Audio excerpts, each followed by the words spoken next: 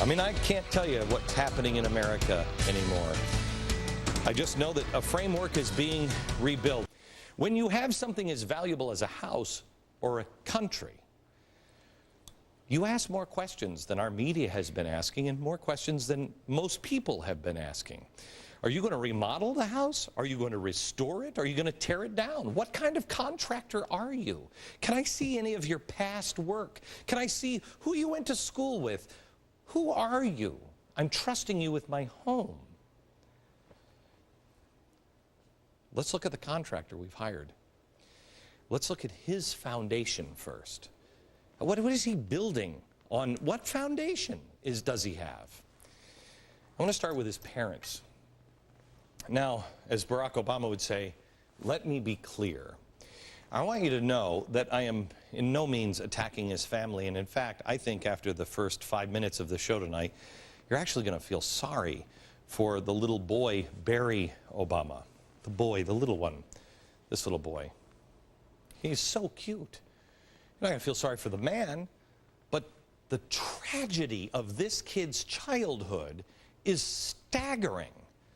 His parents seemingly, from what you can piece together, his parents seemingly placed radical politics over everything else, including their little boy.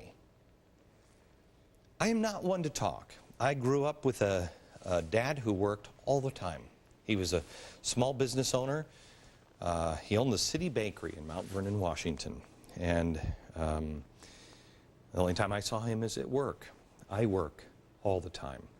My kids come to work and we spend time at my job or we travel together. A lot of us do this. We have long hours and we support our families. But how many of us have been abandoned for the bakery or my job or your job? Would you ever leave your kid for that? How about how many of us have been abandoned for a Marxist political theory or politics? This didn't happen to little Barack Obama once, but twice. Both parents. Brace yourself as I introduce you to this man's tragic childhood. First, we start with Barack Obama Sr. This is the foundation of this man's house. Here are his parents. The little boy. Barack Obama Sr. Barack Obama Sr., again, not name calling, just telling you the truth. The man was a committed communist. To each his own, I guess. Now, he was only in Barack Obama's Jr.'s life until the age of 2. His economic policies have a familiar ring. He's a Harvard-educated economist, a Nairobi bureaucrat, Barack Hussein Obama Sr. He advised his pro-Western Kenyan government after he left this little boy. He went over and advised them to redistribute income through higher taxes. The apple doesn't seem to fall far from the tree here. He also wrote about his distrust of a capitalist system while quoting Marx. Now, that's his dad. When Barack was 2, this man left his son for a good Harvard education. And then he only visited his son once. I'm not sure if this is the picture. Obviously, San Francisco. Of his mother now, I mean, it's Dorothy from Kansas, right? That's what everybody says. Dorothy from Kansas. And again, I'm not disparaging his parents. We just have to get to know his parents. Obama said that she was quoting him, the dominant figure in my formative years. The values she taught me continue to be, keywords, my touchstone when it comes to how I go about the world of politics. Mom, my touchstone. Do we have the picture of Mom, please? Stanley Ann Dunham. There she is. I'm sure she was a great mom. She is his touchstone, the values and the things she taught him, his touchstone when it comes to politics. She was described by a friend as, quote, a fellow traveler. If anybody who reads about progressives and Marxism, you recognize that language. Her friend added, "We were all liberals before we even knew what liberals were." It has been said that she may have been a practitioner of something called critical theory. This is a mixture of atheism with radical leftist activist kind of stuff, Nietzsche. It's Marx to the extreme. She was also a supporter of Adlai Stevenson, the former Illinois governor and presidential candidate. During the late 1950s, Stevenson campaigned on the aggressive liberal agenda he dubbed the New America. Change, fundamental change for a new America. Dunham later left to Hawaii to travel to Indonesia for a second time, and then she left her son to move to Pakistan.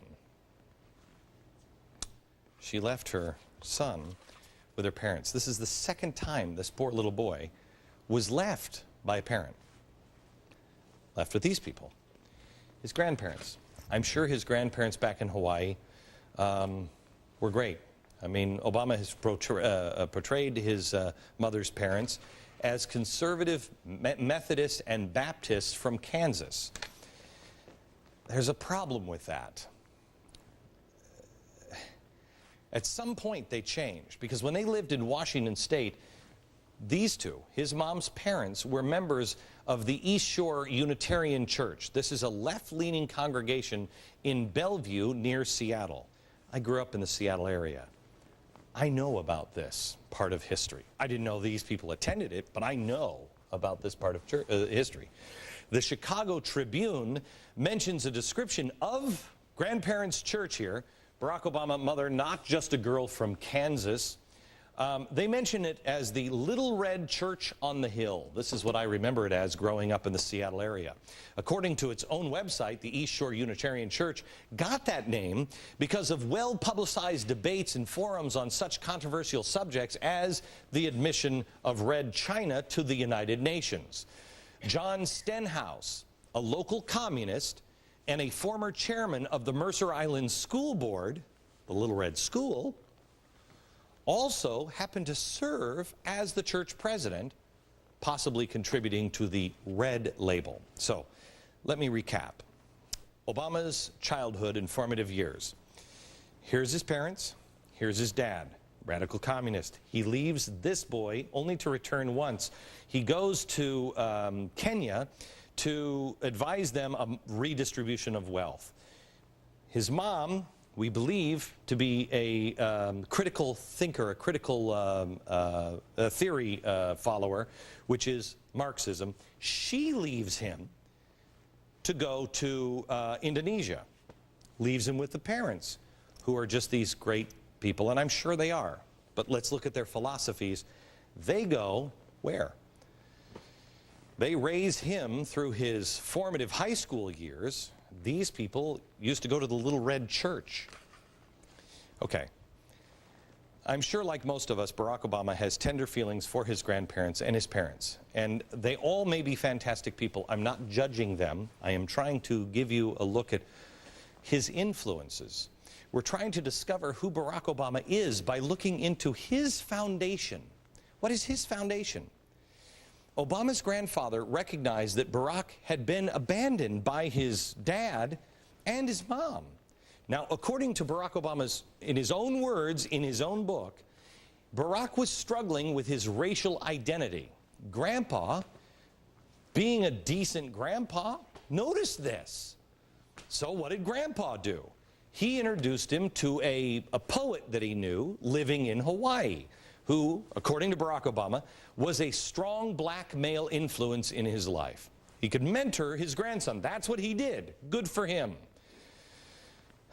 The problem is, who was that strong figure? The mentor during his impressionable teen years? Obama in his book only identified him as Frank in his memoir, and because no journalist here in America will do their job, it took a guy in New Zealand, a researcher, a blogger, finally to uncover and publish who the mentor was. It was this man, Frank Marshall Davis. Frank, the reason why he didn't put Marshall Davis there is because he was a black poet and communist with an FBI file. So nothing to see here, right? Just move along. I mean, no wonder the mainstream media hasn't given an ounce of credibility to any claims of socialism. To me, it is amazing to me. I mean, this kid didn't have a chance to be rooted in the Founding Fathers. This guy doesn't have a chance to actually think anything but radical thoughts based on everybody in his life so far who's defending capitalism. But then Barack Obama goes to college. Now here's how he described the company, in his words, that he kept in school. To avoid being mistaken for such a sellout, I chose my friends carefully. The more politically active black students, the foreign students, the Chicanos, the Marxist professors. Okay. This is time when he changes his name from Barry to Barack. He goes to college. After college, after going with the Marxist professors and the radicals, he joins a church. This guy's church. A church which is radical liberation theology, Marxism. Please look it up, America. Black liberation theology. This was led by Jeremiah Wright. Now, Barack Obama didn't just join this church, he stayed there for 20 years. He and Michelle were married by Reverend Wright. His children were baptized by him. We obviously have hashed and rehashed all the Jeremiah Wright rantings. We don't need to do that again. You know who this guy is. But why is it when you have this guy as a spiritual advisor, no one in the media will touch on his new spiritual advisor, who we will touch on, more than touch on, in a minute? But I got to go back to his past. I mean, there must be all kinds of evidence that this man changed. When? When did he change? When? I mean, remember, we started this segment with him proclaiming that he is an ardent free market believer. When? When? Who did you learn that from? Who? Who? It's beyond reason. I mean, unless we have, maybe there's just plenty of evidence that fully supports businesses that drive the economy, employ millions of Americans by bringing in large profits. Maybe there's evidence that he likes people who make profit. As an ardent free market president, we'd expect him to see him singing the praises of successful capitalists, celebrating the titans of industry, generally encouraging the principles that made America the beacon of opportunity for hundreds of millions of immigrants over the last 200 years. The discussion of, is this guy a socialist or a Marxist, is meaningless. It's as stupid as the argument we had 10 years ago when we were arguing, yes, he did. No, he didn't do that with that woman. Yes, he did. No, he didn't. Yes, he did. Oh, yes, I did. Oh, doesn't matter. It does matter. It does matter. America knew the answer, that he did do it with that woman, and it does matter because character matters, and we know the answer now. He is a socialist. He is. The question now must be, does it matter? When you build the house, the first thing you do is pour a foundation. He wants to fundamentally transform this country. He's the architect, and they're building something. We know what his foundation is. What is he building on that foundation? The two enemies of the people are criminals and government. So let us tie the second down with the chains of the Constitution so the second will not become the legalized version of the first.